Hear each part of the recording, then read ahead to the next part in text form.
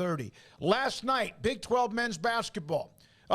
Kansas State did to Baylor what KU did to Baylor, except not quite as bad, but still battered them in the second half. Here's a stat on Baylor men's basketball. In Texas, of course, they drilled Iowa State. Texas Tech with a nice win, playing a lot better. They're 5-10 in the conference, beating Oklahoma.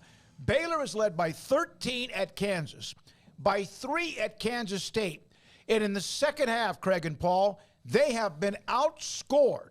Now, this is a top 10 program, one that people have discussed, we thought might be a Final Four type team. They have been outscored in the last 2 games in the second half, 99-57. That is unbelievable and hard to imagine. Yeah, they have not had it in the second half at all these last 2 games, and maybe they, like, everybody kind of hits a bit of a wall they've got to fight through at different times during the year, and I don't know what's going on with them right now. I'm not all that concerned. I just know this is a really tough part of the schedule. And right now, unless some weird stuff happens, you can pretty much take them out of the Big 12 regular season title race. I think they're done. Where do you? Yeah, I mean, I say that qualifying it because I don't want some nerd going, well, if this happens, I get it. Let a nerd tell you that mathematically, whatever. Yeah, they're two games back. They're 2 games back. There are 3 games to be played. Yeah, 2 games back with 3 games left to be played. They need a whole lot of help to have that happen. So, and one of the teams that's tied with them, Kansas State, swept them. They split with KU. They have a chance, if they're fortunate and play better, to split with Texas if they play when they play on Saturday. Yeah. So, but they're not playing good defense right now, especially not in the second half. You live by the 3 and you die by the 3. Their inside presence gets exposed a little bit. I'm kind of like we had King McClure on yesterday, and I think that I kind of agree with him, and that they need to just, when they get done with the conference, it changes in the tournament where guard play is so much more important than it is during the regular season, because you will control the games a little bit better. Then they're going to have to win every game 90-88? I mean, I don't think they're going to have to do it that bad, but I do think that they're going to have to score 75 points to win most games. Yeah.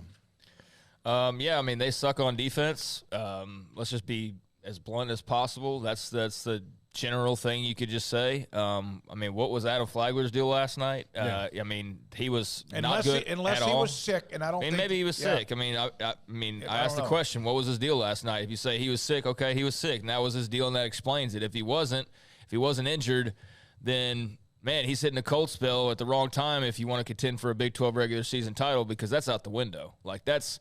We don't even need to brush that until, like, the miraculous happened and we got into that final game and somehow they had a chance, but that's not going to happen. So, yeah, I mean, they've been bad in the second half in 2 consecutive games, and Jerome Tang, another win over Scott Drew. I know that has to sting as much as, you respect and love the guy.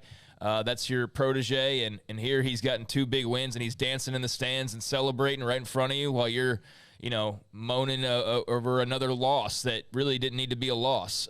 So, yeah, this is not the worst time to have hit a skid, because that could be a month from now or here in the next, 2-3 weeks would be worse, but not great to see the way that they're playing right now. And, certainly just it looks a little out of whack, and it's a situation, too, where they're not going to get drastically better on defense. They've been saying that. It's like people talk about, well, what can they do? They're who they are. Like, it's like a team it's like if you Iowa football at the end of the year, like, well, if the offense can come around, well, the offense isn't coming around, guys. Like, that thing is not going to show up all of a sudden at the end of the year when it hasn't showed up really all year. And so that's kind of the way I view it with the Baylor defense. It's like, maybe they played better at times early, but they've never been known for their defensive prowess. So this idea of this year. Yeah. Okay. I was making sure because that's what they led them to a national championship. I'm sorry. Yeah, that's 2 years ago, though. Like, that's a totally different team than what we're talking about. So, yeah, this year. And so that's just not gonna show up out of nowhere. Well, they are giving up uncontested shots. Keontae Johnson and also Noel or whoever hit some shots that might have been defended. But they are giving up an inordinate amount of shots at the rim.